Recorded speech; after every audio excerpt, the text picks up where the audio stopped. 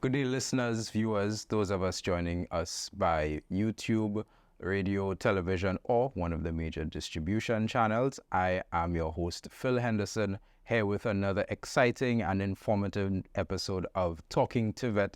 I have a very interesting guest here with us today who's going to give us some of her challenges, some of her success stories, and some of the things that she's looking forward to in the TVET transformation project. Saint Lucia has taken a bold step in transforming 4 secondary schools into fully focused TVET institutions, and we are here to delve into that subject matter to bring some information to you. So, without further ado, I would like to introduce my guest, Dr.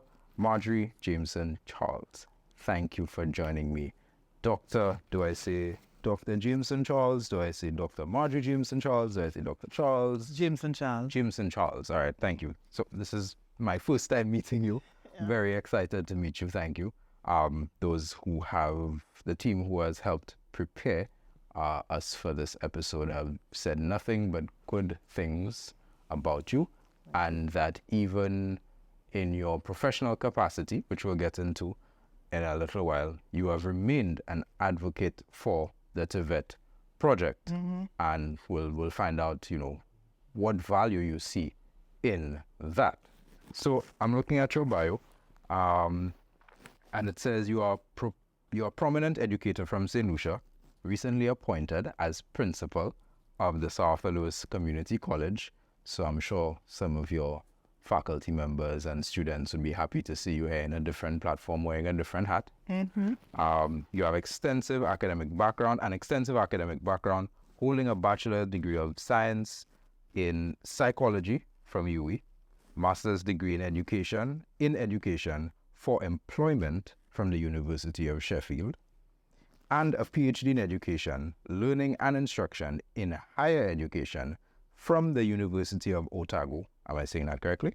In New Zealand. You are also a certified hospitality department trainer from Education International, American Hotel and Lodging. It's a bit of a shift. Did you do that before or after? I did that during the time I was doing my master's in education for employment. Okay. You served at UWI, St. Augustine's campus, for over a decade in various capacities, including lecturer and a coordinator for several education programs. So I think that I'm happy to hear that you have such a rich and expensive background in education, so that when you speak, you don't just say things based on your personal views, but it comes with an informed perspective. Not from a theoretical lens. So it adds credibility to what you are going to say, and I know you have some things to say. So Dr. Jameson-Charles, just share with me briefly a little bit about your history, your professional history that wasn't mentioned here, and highlight 1 or 2 other key milestones for me, please. Okay, good. Good morning. Thank you for having me. As I always, people ask me, I didn't choose teaching. Teaching chose you. Me. I didn't want to teach at all.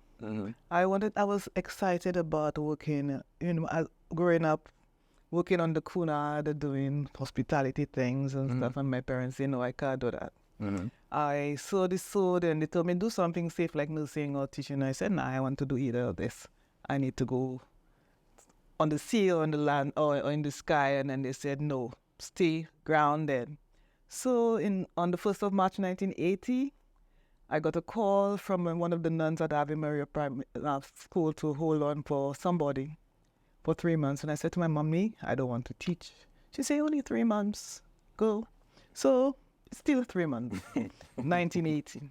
So I taught at Ave Maria Primary School from 1980 to 1995. I taught Standard 2 and I taught Common Entrance for a number of years. And these are what made me who I am as a teacher. And I went to do my first degree. I did a degree in psychology.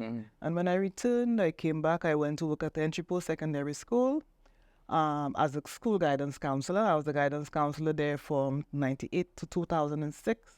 So there I prepared the students for careers, help them deal with all of the issues that they had. I taught mathematics. But what kept you in teaching? It's 3 months turned to, say how many years. I know how many times I tried to leave teaching. What kept you there? I like students. I like the people. And I think that was my calling, because I tried to leave how many times and I never get to leave.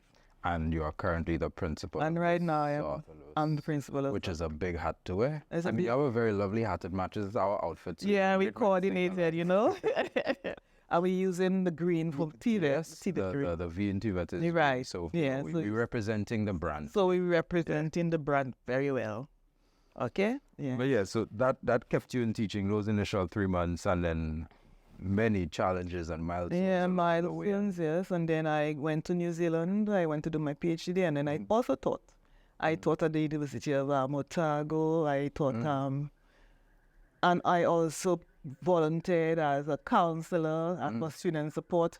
And then there was this big project going on, assessment. They were doing an assessment of a big assessment project going on for New Zealand. And I was part of the assessment team where I trained the teachers in assessment, authentic assessment, not just writing things, but we developed assessment tools and everything authentic for students in grade 5 and grade 7. Is that assessment project, what sparked your interest in TVET? No, I always wanted to do TVET. I always wanted to, when I left St. Joseph's Convent in 79, I wanted to go to Montec. I wanted to go and do hospitality. And my mother said no. So then when I became an adult, I did my hospitality. And that was what my master's degree was. I looked at the hospitality department. That was I studied. My thesis was on are we being served? What's happening at the South Louis Community College Hospitality Department is what is the reality for the workforce. And I have done a lot of work also on industry, how industry, the importance of involving industry in the development of curriculum. I've done a lot of writing on it, and I've written about 2 or 3 papers on TVET and how it is that we should be able to do TVET well. So when I went to St. Augustine, in 2009, I went to St. Augustine. I went there as a lecturer. I taught statistics, qualitative research methods. And then the opportunity arose for us we started our first Masters of Arts in TVET and Workforce Development. And they knowing that I had a background in technical vocational education there from a hospitality department standpoint, because when I did my master's, I also I volunteered at Samuel's house on a weekend. I learned the entire operations of hospitality. So then when I got into UWI St. Augustine and they were starting that program, I was recruited to be part of that program. And then afterwards, maybe a year later, I was asked to coordinate the Masters of Arts in TVET and Workforce Development.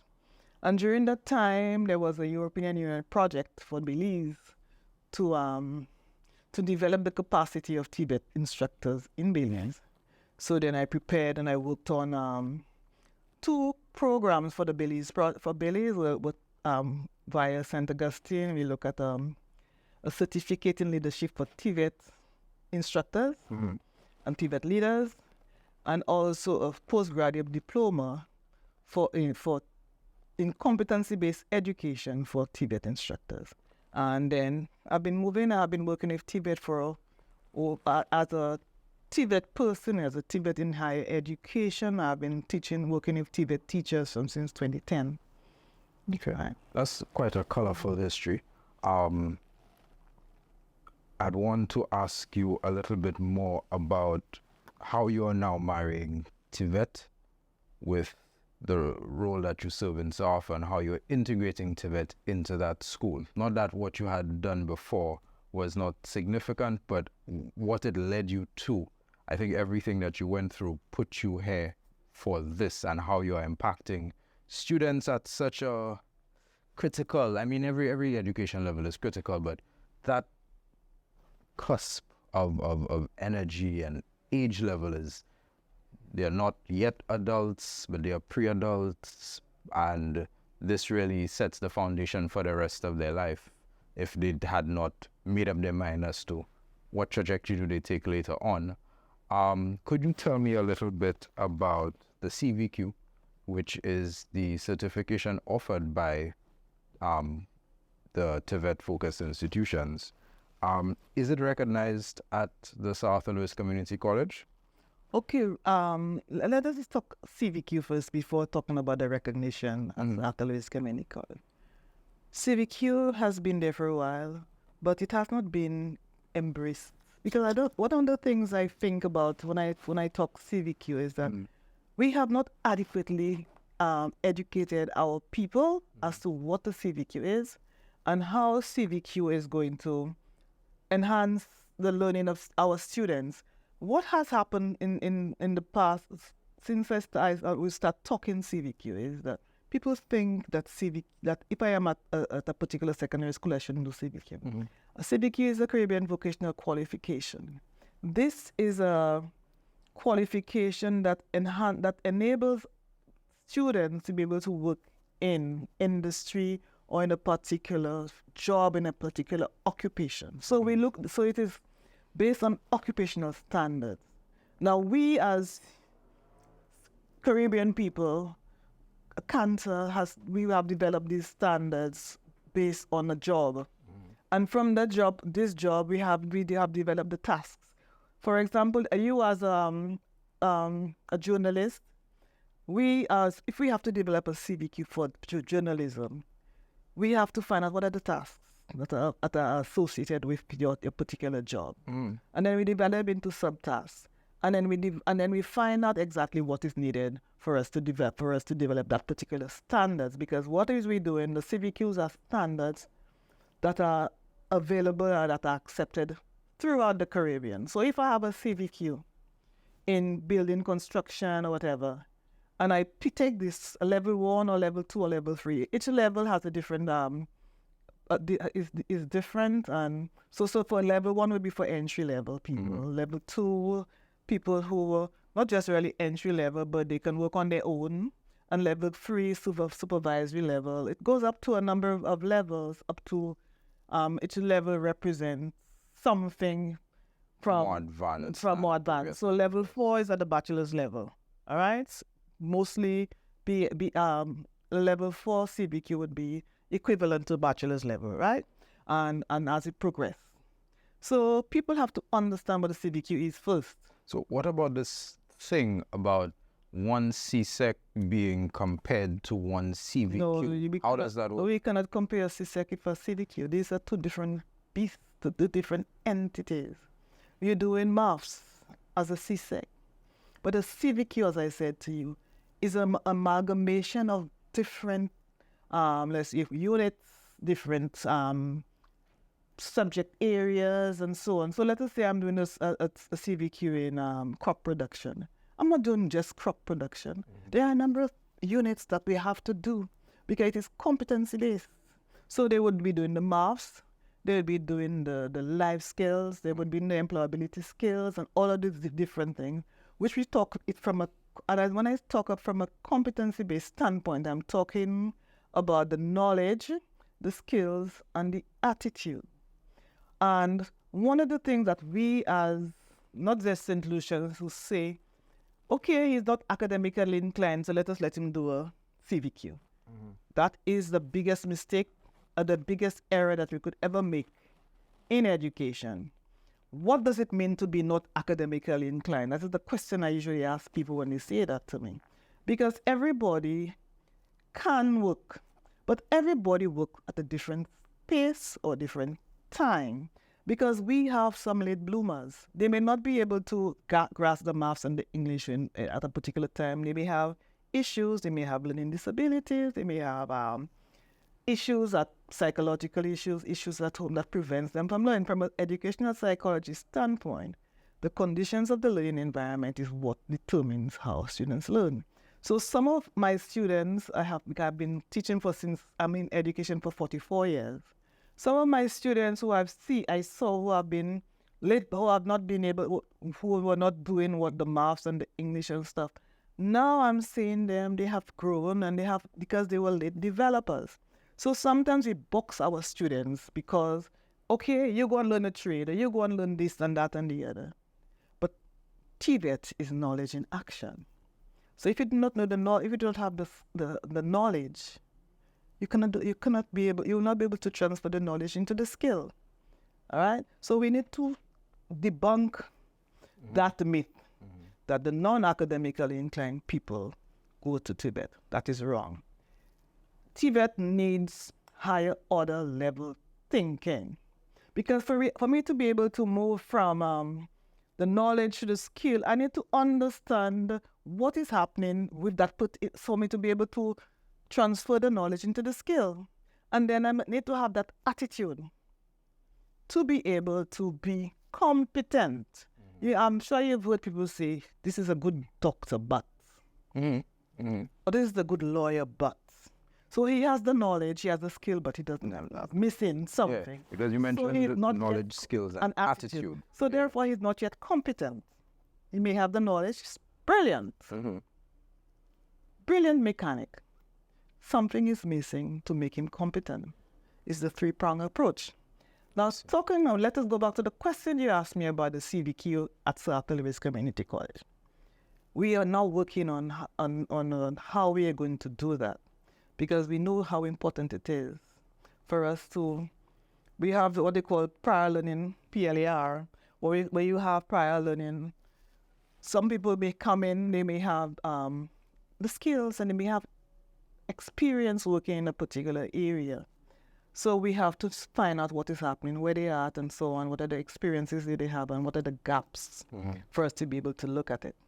But right now, as I'm at St. Lucia Community College, we know that level 1 and level 2, it would be done in the secondary school, NSDC, and care. So we're working towards level 3. At level 3 and above. So what we're looking at is, how do we get the people who have completed level 2, a seamless transition from level 2 to level 3 at St. Lucia. We are still talking about it. It is still a theory. But because one of the things for you to be able to have a CVQ and stuff like that, it is very, very resource dependent. It's very expensive. And also the institution who is supposed to do the CVQ must be assessed to make sure that they're ready. And outfitted with the right equipment. The equipment and not just equipment, curriculum, personnel, training, retooling. Everything. But tell me a little bit about the admissions part of it. How does Sir Arthur acknowledge students based on where they are at a CSEC level, or if they have CSEC and CVQs or CVQs, or how does that work moving from that level into Sir Arthur? Now, we have not been looking at the CVQs yet. As I said to you, it's new. It's a new thing happening. I don't know how many people have any CVQs from the secondary school to move in to. And as I said, we're looking at level 2 to level 3. But the matriculation that we have, that is what we have still. Or there are sometimes we may have students, we have a special 1-year program for students who may not matriculate. They may be missing 1 or 2 subjects, so they come in and they do that year, and they complete. It's what they call a kickstart project. So that because they may be needing a particular subject to be able to get in. So we have that kickstart project to help them. But from a CVQ standpoint, it's still on the drawing board. Okay, that's all I could say for now. I don't want to say anything more because it is not written properly yet. Okay, but we are discussing it. How we're going to do it. Okay, because we do TVET at St. Lucia. As a matter of fact, everything revolves around TVET. Medicine, as a doctor, that's technical vocational subject. To be a doctor, to be a surgeon, you have to have the knowledge and the skills and the attitude. So we have 4 secondary schools that will be fully institutions of TVET, right? And with that, they will be graduating in 4 years. also some students have entered in the Form 3 level, so they will be done in about 2 years. Can you speak to the preparedness, or what are we doing to be prepared to accept those students to higher learning and integrating them into the other aspects of society at that point? Good. That's a good question. The 4 schools, that this is a very good initiative, bringing TVET to schools and making sure that we have students who would be able to enter the industry or even into higher education from, if they wish to enter Arthur Lewis Community College or any other institution that they feel that they want to enter. Now, given it is the newness and the of it, and a lot of people are apprehensive about what's going to happen to my child if my child goes to this 4 school where they're not going to get into after, they're not going to get into university and stuff like that. TVET is the way the world is going. So whatever especially the CVQ is a Caribbean Vocational Qualification, where it is accepted in all of the Caribbean countries. So our students could leave Saint Lucia with a CVQ and work anywhere in the Caribbean. This is one of the things that we need to let our people know, our parents know, that with a CVQ, it is what they call it. It is transportable. It has currency. It doesn't just have currency because they want to move from one country to the other, because of the way it is standardized. That a level 1 CVQ in Saint Lucia is equivalent to a level 1 CVQ in Trinidad, in Barbados, in Guyana. A level 2 CVQ in Saint Lucia is equivalent to that in any of the Caribbean countries. So one of the things I need to say to parents and to teachers and to other educators, that having the 4 schools who they are going to be doing the CVQ level 1 and 2. So if you have a CVQ level 1 and a level 2, and we at Arthur Lewis Community College, we are a community college. We deal with our community. We deal with our students in our community. There are students who that is the only tertiary education institution that they can afford to enter. So if a student leaves one of the 4 secondary schools who are going to the further transition into TVET institution, I don't see any reason why we at the Arthur Lewis Community College will not accommodate them, right? We will accommodate them. So all we have to do is to look at what is happening there, what is happening at the school. We have to work with the schools also, so that they will know what is expected and what they have to do. Now, I am TVET. I always say that to the people everybody knows I'm TVET. Who knows me? So, given that I am TVET, and given my passion for technical vocational education, because I know where TVET can bring you, I am prepared. I started to work with the unit even long before I came to Saint Lucia. I was working with the TVET unit on helping them with the transition of the 4 schools. So I wouldn't just come and drop the ladder, but continue to assist them for us to see how best we can get our students to that place. So at the end, when they leave Form 5, if they CVQ, how they could be accommodated after. This is not rocket science. I just have to put a team together of the registrar, academic board and stuff, and discuss what it is. But I'm sure that our students will be accommodated, because access is important. Access to educational opportunity. That's very important to me. That's dear to my heart. And I know that some of the students would love to come up there, because we have a number of programs that will be aligned to what they are doing. We have agriculture, we have the hospitality, we have engineering, and we have all of these things that they can do. All right? So if we cannot penalize them because of we say they're going to a technical vocational education, I would like a lot of parents to send their students to these schools.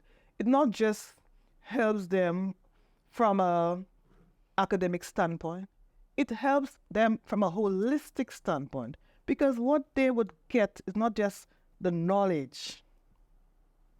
They would be able to apply that knowledge knowledge in action, and also the attitude would come in. So when we finish, when the students leave this institution, they are competent because the institution, these 4 institutions are coming from a competency-based standpoint. And I know that because the teachers there are being trained in competency-based education. And also we all have some assessors trained in TVET assessors. So therefore, I have no reservations in terms of what is happening as long as the process is followed. Let me, 2 things I want to, that you mentioned that stood out to me. I'll address the first one and then we'll move to the last thing that you just mentioned in terms of the teachers and their adjustments. You mentioned there's apprehension. There is some apprehension amongst the society towards this project, not this project specifically, but integrating TVET into schools. What would you say are some of the common challenges that you have had? Maybe not even just in your current role, just being involved in this project and the advocacy of it. Okay, one of the challenges that we have as a nation, it's not just us, because when I work in Trinidad, I was hearing that. The TVET does not have the place that it deserves in our society. We still have that mindset that if a child cannot learn, send him to do a trade, send him to do this. Voy a fesa, i pasa apon tetli wed. Send them to the little mechanic shop or the roadside mechanic to do a trade because he cannot learn. All right. Now this thing has been, I think it goes right back to colonial days. If the Moen Commission report, that was written a long time ago in terms of after, you remember post-emancipation and stuff, and we had a number of people who did not know what to do, so then they sent some people from the UK as normal to write up about what we need in the colonies, and that the Moen Commission report came out of that. And one of the things that we spoke to in that report was that the children who were delinquent and who did not have the aptitude at the grammar school to go to grammar school need to be apprentices and need to be in the trades. So from that standpoint, we as a Caribbean people, as Saint Lucians, we spoke about, a child tetli wed, voila, voibo Freddy, to learn to do mechanics and so on and so forth. So our little tetweds went into what they call the trades and what people conceptualize as TVET. So when people hear TVET, they don't want their children involved in TVET because tetish mapawed. Why am I sending my child there? So I'm sending my child to a place where they're going to do the law and the medicine and the engineering and all of these things, which are in fact TVET.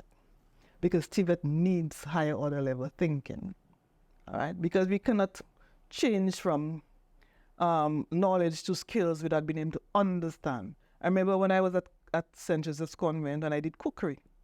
I had a book called The How and Why of Cookery. You needed to understand the chemistry, the food chemistry, for it to be able to do food and nutrition. So why would I send a little tetwed to do FNN when they need to know the science of food and cooking? All right? So I want to tell parents and the public that TVET is the way to go. That is the way to transform our economy, to transform our society, because we have students or people who are skilled in a particular occupation and so on, where they can make a meaningful contribution to society. We have a lot of lawyers who wish they could do TVET. We have a lot of other people who wish they could do TVET. And as I always say to my teachers and my TVET teachers, TVET is life. I remember a young surgeon, a doctor. He came to do TVET. He came to my TVET class to learn. And one of the things he said to me was that we asked him, how come he's such a good surgeon? He said he learned to crochet. His grandmother taught him how to crochet. And the skill that he used to crochet was the skill. He was able to transfer it into his practice. So he's a fantastic surgeon because he can crochet. I learned to crochet. That's a skill, you know. And people don't do that because we have that head space where if my child go on the law on medicine and thing, my child do nothing because I have to boast that my child is a lawyer or my child is a doctor. I want to boast that my child is a plumber. But the plumber makes more money than the doctor.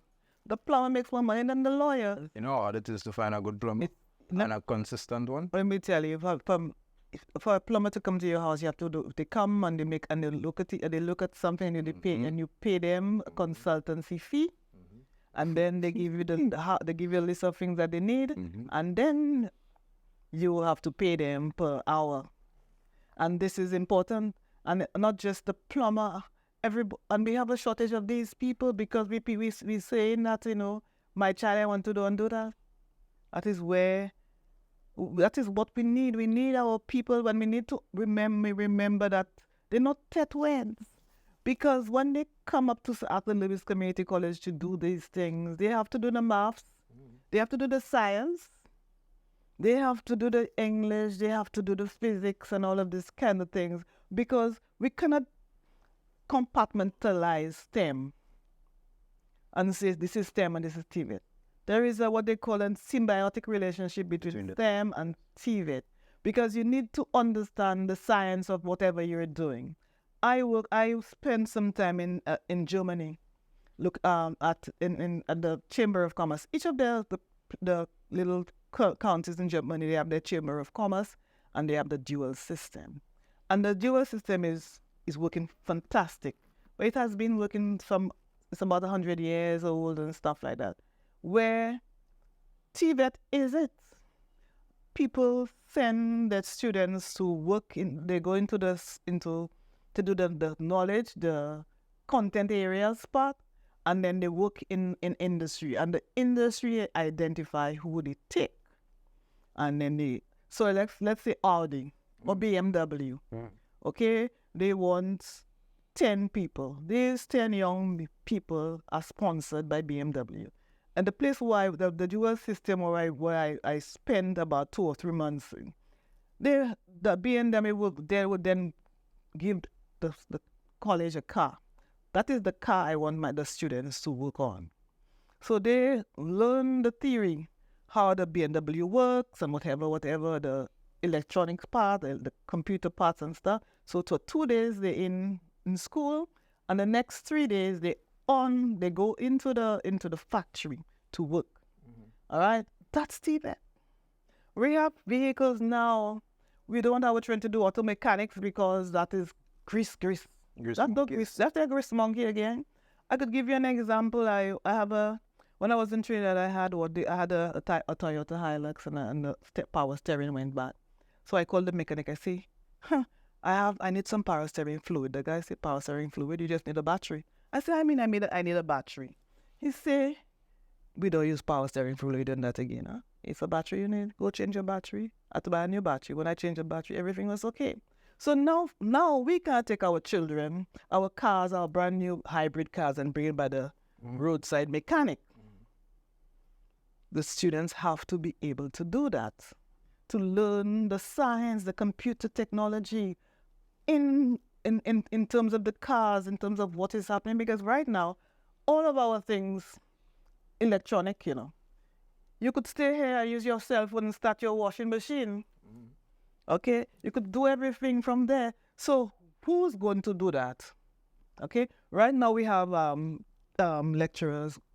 We have lecturers who are going to learn how they have been to Taiwan, they have been to Korea in terms of working on electronic vehicles. If you realize we had a project at the Lewis where we transform a vehicle to an electric vehicle. I heard about that. Yeah, and it's fantastic, and the students are enjoying it. It still works? Of course it's working. We take everybody for rides on it. So one of these must come out and get a ride. I will do that. Okay. I'll take you up on that. Yeah, but this is TVET. Engineering. This is TVET. You mentioned earlier. You mentioned your facilitators right? And I wanted you to expand on that point for me. What adjustments would a teacher with a traditional background need to make to be able to come and teach a CVQ subject or CVQ discipline or become a CVQ facilitator? Training, first of all. What kind of training? We have to train them in competency-based education and training. And you do that at SALCC? We do that here. We have trained, how many people we have trained? About 100 teachers now in competency-based education and training. We have trained assessors, CVQ assessors. What is that like a year-long program? It depends. If you're already a teacher in school and you're CVET and you're a TVET teacher, we do maybe a 6 months in terms of putting you up to speed with the changes, because education is dynamic. And you cannot, whatever you taught last year or year before would have changed, especially from an occupational standpoint. So occupations change. Look at AI. You see, 2 years or 3 years ago, did we have AI? I mean, we had it, but it is not as what it is today. Yeah. That's just a short period of time. Short period of time. Look at the cars. Look at how the hybrid cars are coming. Yes. Yeah. Right? And then even if you look at hybrid is not even the most forefront in the electronic electronic engines. You have full electronic engines. So hybrid is the middle ground. And we are now starting to get into hybrid, and the world is already fully electric. Yeah, even as I was saying, my AC was not working in my vehicle, not in trainer. The guy just coming for computer, tick, tick, tick, tick, tick, and fix it. Nothing else. That is the world that we are. And that is the world we are moving into. And that is what TVET is, where TVET is moving into. And I am happy about the 4 schools, because I know that aspect will be center point at the 3 schools, because I have seen what the schools are doing, and I know for sure we are moving in that direction to modernize TVET and to make sure that whatever it is happening internationally will be happening in the 4 schools. That is why the teachers are being trained, and the leaders will be trained in terms of how to lead a TVET institution. Dr. Charles, as we wrap up, I'm just thinking of the extensive history that you have had with TVET as an educator, as a proponent for this project. And I must ask, what would the Dr. Charles of today, the Dr. Jameson-Charles of today, say to her younger self? I'll say a lot of things to my younger self, but from a TVET standpoint, and working and I started at the primary school, I would say to myself, integrate TVET into your work, into primary school, so that the students will get an appreciation of the knowledge and of skills of the trades, so that when they move up into wherever they are, they have something that they like. I'm seeing young entrepreneurs at primary level. I saw the news, and I was so heartened. It warmed my heart to see that the young children at the primary school have started integrating TVET. And I want to say I would say to my younger self, this is what I would have wanted to do: integrate it into your space, so that at the end of the day, the student would have something to say. Yeah. Now, we went for the introspection. Now I'm going to ask a similar question, but let's face it outwards. What would you say to the educators and the policymakers striving to enhance the TVET program, and perhaps even to the naysayers of the TVET transformation project and TVET as a whole? As I said, TVET is life. And we are living in a very dynamic world. Not just the workforce is dynamic, it's ever changing, and every day you see something new and stuff. So the policy makers, I want to say to you, you need to embrace TVET, not just at a superficial level, because many times I listen to people speak TVET, and I am saddened because doesn't come from here. it doesn't come from the heart. It comes from the head. And TVET coming from the head is like doing nothing. So what I want to say to the policymakers is to be serious about it. Be serious about TVET. Because at the end of the day, when all the dust settles, that is what we're going to have. Because what we need, that is life. This is our lifeblood. As a small island developing state, we need to ensure that our people, our children are equipped with the knowledge and the skills and the attitude to make a meaningful contribution to the economic development of our society. Because I'm hearing, do TVET and so on, and côté ci, côté là. But what we want to say to our policymakers, our parents, our educators, take TVET seriously. It is our lifeline. It is our lifeblood. And we need to do it, and we need to do it well. Not on the side or anything, côté ci, côté là, apagal. We do it well. And I want to endorse the initiative of the TVET unit and the Ministry of Education in transforming the 4 TVET schools. And they know they have my blessing and they have my help whenever they need me. Thank you very much for that, Dr. Jameson-Charles. You were incredible. You provided such a wonderful history about the project and your involvement. And your endorsement also goes a long way because like we are seeing, of course, if anything, I'm not saying that we should not embrace the oppositions to any project, but I think with greater education, with greater advocacy of this project, it would enlighten people to understand how beneficial this is and how integrated it already has been in society. And with advancing the qualifications, giving our students that way, that path. I'm not even going to call it an alternative. No, I'm just going to give it it's a parallel path that one can use to find themselves to the profession of their choice. Yeah, and I also want to endorse the CVQ as I'm there. That's currency, transportability. So I have a CVQ in Saint Lucia now, and they're going to build a hotel somewhere and they need people in building construction. I have a CVQ. I could go to wherever in the Caribbean with that and get the job. Yeah, that's currency. That's real currency. That's currency.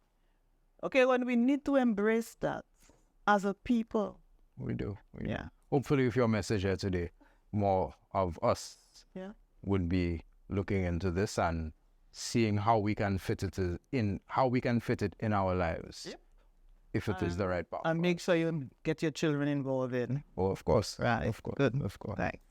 Thank you. This has been another exciting episode of Talking TVET. Join me next Friday for another interesting episode where we will be delving into the TVET transformation project and the 4 secondary schools that have been transformed into fully institutionalized TVET schools. Thank you and see you next week.